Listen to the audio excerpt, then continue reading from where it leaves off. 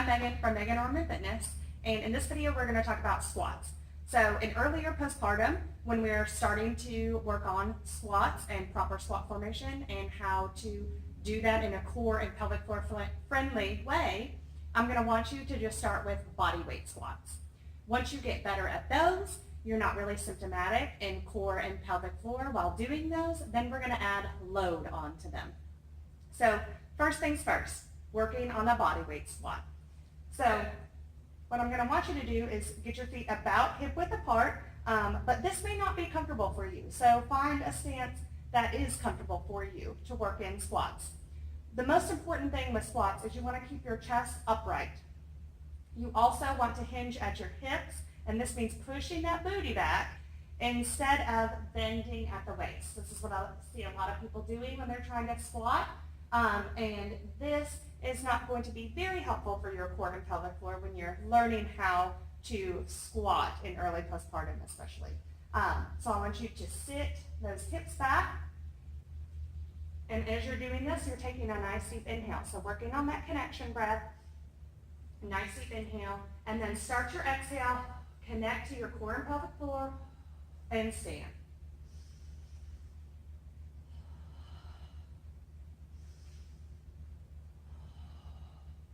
What you want to work on in the squat is that your shoulders and your hips are descending at the same time. So it's not a hinge pattern when you are working like this in a deadlift or in a swing. You're working on that hinge, and your shoulders are coming down at an increased weight from what your hips are dropping.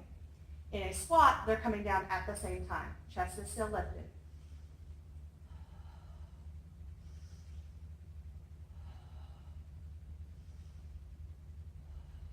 Okay? I want you to work on squeezing those glutes to stand up, and I also want you to work on sitting those hips back. So if it helps, you can have a chair or a high bench or seat behind you, and I want you to actually sit in it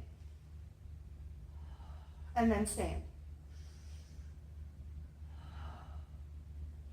That can be helpful for somebody that's just working on early proper squat technique. Once you get really good at that, and you're not having a lot of core and pelvic floor symptoms from doing that, what I want you to do is start to add weight. This can be a medicine ball, this can be dumbbells, this can be your baby. Somebody that you're going to be lifting probably a lot on a daily basis anyway. So start to think about that as you're lifting your baby or holding onto your baby, and standing up from a seated position. So holding that weight close to your chest.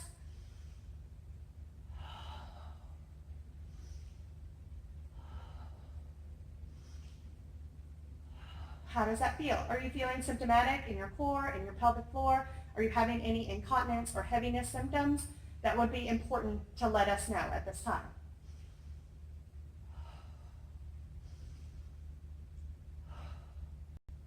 Okay, so this can be baby, this can be dumbbells, this can be a weighted ball, whatever you choose to add load in. It can be a kettlebell, your choice. And then once you get really good at that weight, then you increase the weight again.